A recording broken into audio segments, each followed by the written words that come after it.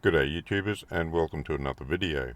A while back when I was doing the Offshore series, I said that I had some marks down around Jumpinpin area and that I would do another series on them eventually. Well, now's the time. Various factors have combined to stop me getting out on the water for a couple of weeks, although we've had some pretty good weather and I've been sorely tempted, but I've had other things happening that I needed to do, so I haven't been out, and now seems like a good time to put up a video on these marks in the Jumpinpin area. I'm not sure whether it'll go one or two videos. We'll see how that pans out. I'll jump straight into them. Now these first two marks here, called Curran and the Tower, I haven't fished them, I'm sure of that, because I've never gone south from Jumpinpin to do any fishing. So I picked these up off the internet somewhere, and given the names of them, I'm not sure that they're going to be worthwhile marks. I just throw them up here because I've got them, and you can have a look if you're in the area.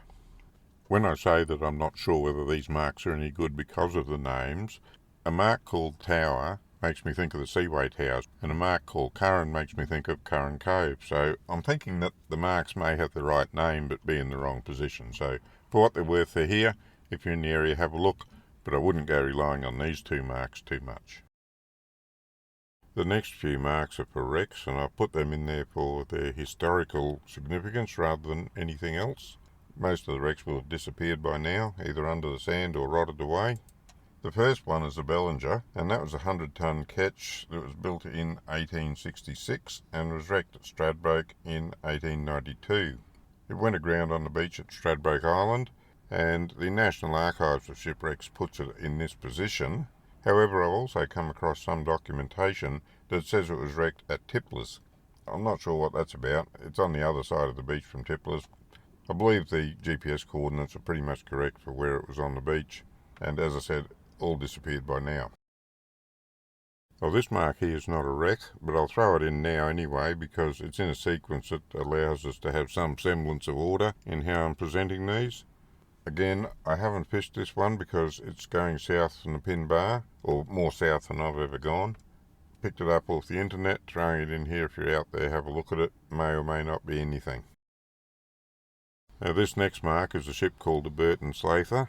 I'm not sure about the pronunciation of that last bit, but anyway, it went missing with all hands on a trip from Sydney to China back in 1877.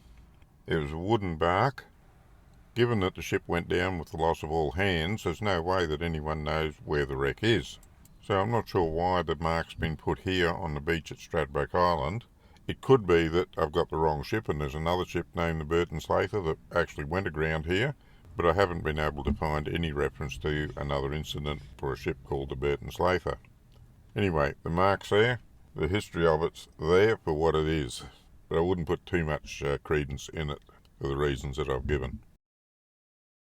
This next mark is a Camillus Wallis, and that was a steel bark of 1,651 tonnes that was on its maiden voyage from Glasgow to Brisbane when it went aground. It was 245 feet long with a beam of 33.6 feet, and according to the documentation it went ashore about 15 miles north of Jumpinpin, but this mark's in the database, so I'm counting this mark as a Camillus Wallis. But the exact location of the wreck doesn't really matter a great deal because from all accounts there's nothing left to be seen anyway. But anyway, back to the wreck itself because that's a fascinating piece of history and urban legend. Sadly, 5 seamen lost their lives trying to swim ashore when the boat was wrecked on the shore. The boat broke up and the cargo was washed ashore, and it was immediately plundered by the local citizens. The cargo consisted mainly of rum and explosives, and therein lies the beginnings of the urban myth. As the story goes, the locals piled up all the crates of explosives in one spot, and of course they took all the crates of rum home, and anything else they could find that was worth having. Now before I continue with the story, let's just recap the situation at the moment. There's a pile of explosives on the island, everyone's got a supply of rum at home, and we've got this group of Aussie larrikins getting together deciding what to do. What could possibly go wrong? After a while they started to get concerned about all those boxes of explosives stacked up on the island, so they decided that they'd set them off so that they weren't a danger anymore. And again, according to the urban myth, they blew a hole in the island and that's what started the Jumpinpin bar. I know it's a myth, but I really like that story. It really reeks of the Aussie larrikin, but it's not quite true. Yes, the explosives were stacked up, and yes, the explosives were detonated, but the Jumpinpin bar didn't form for about 4 years later. The most plausible theory about how the Jumpinpin bar came about is that the explosives weakened the sand dunes in the area, and continued storms eroded the area until the bar was formed, much the same way as Raby Island's been split in half just last year. Got to say, I much prefer the urban myth of the Aussies blowing up the island and cutting it in half, but unfortunately it's not true. Although I have to admit that I have told that story myself because it just sounds better. Anyway, there you go, that's your history lesson for this episode. The Pelican's another mark that I came across that's supposedly a wreck. I'm not sure what the story is here. The only reference that I could find to a ship called the Pelican that was wrecked in Queensland, or southeast Queensland, was one that was supposed to have run ashore near Dunwich on Stradbroke. Well, that's not only North Stradbroke, it's also the wrong side of the island. So I'm sort of thinking that there's another ship called the Pelican that went down in the area, and I just haven't found any reference to it. This next two marks, called Long Ledge 1 and 2, it's not really a ledge, it's just more of a steeper drop than the surrounding area, but there is a bit of rough ground around it. If you sound along it and zigzag a bit, you can often sound up some fish. I wouldn't say it's terrific, but if you're going past, it doesn't hurt to have a quick sound around, just see what you can see. I don't think I mentioned it earlier in the video, I'll say it now. I'm going to follow these marks out from the shore out towards the east, but they're in lines north to south, so I'm going to follow each line south to north and then move east a little bit and follow the next line south to north, just so you know how I'm going to present these marks. And the final mark in this first south-north line is the 36 fathom reef north. And you'll probably be aware that there's patchy reef all along Stradbroke through to Moreton at about the 36 fathom mark. So there's a lot of patchy reef going up there. Anywhere you find patchy reef at a certain depth, it's worth having a look all along the entire length of these islands, because it mostly runs roughly north-south, but it mostly stays at about the same depth, and you'll find bits of it here and there.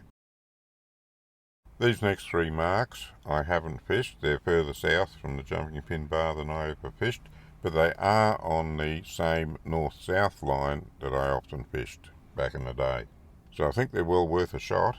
I expect there's patchy reef running all up and down that line, so I think they're well worth a shot of sounding around if you're in the area. These next few marks are in an area of reef that I used to fish. I haven't fished it as much as I fished other areas because we didn't go out Jumpinpin all that much, but I know we used to head out to the east of Jumpinpin, almost due east from Jumpinpin, to about 50 metres of water, and then we'd motor on north until we found some fish. Now I can't say if we fished any one particular one of these marks, but they're all in the general area that we did fish, so even though it's been quite a few years since I fished it, I'm guessing there'll still be fish around. It's a little bit hard when I haven't got GPS marks. I'm going from the fact that we just went out east of the Jumpinpin bar and fished around 50 metres, and that puts it in the area of these marks.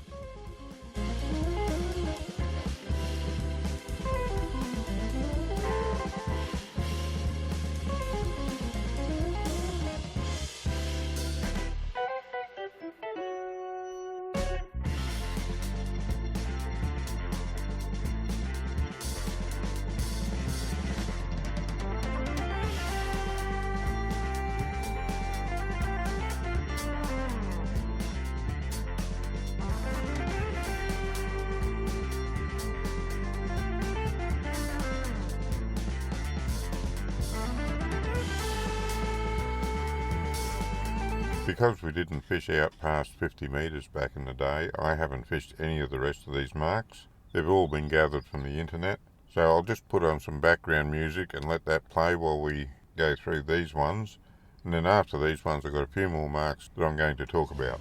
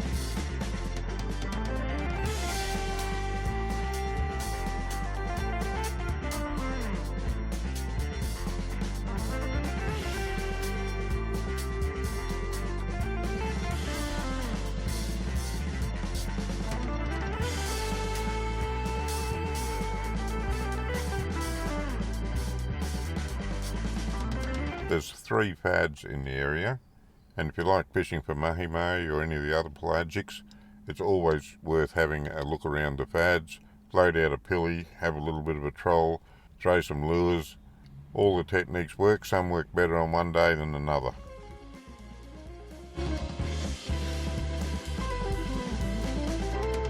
Well, that's it. Thank you for taking the time to watch the video. I hope you get some useful marks out of this. I haven't fished out of the Jumpinpin bar in many years now. I probably never will again. I launch out of Raby Bay now and generally just head out the South Passage Bar when I'm offshore. But if you're launching out of Jake as well or anywhere down there looking to go offshore, these marks might help you. Hopefully the next video I do, I'll be out on the water having some fun. But until then, good fishing.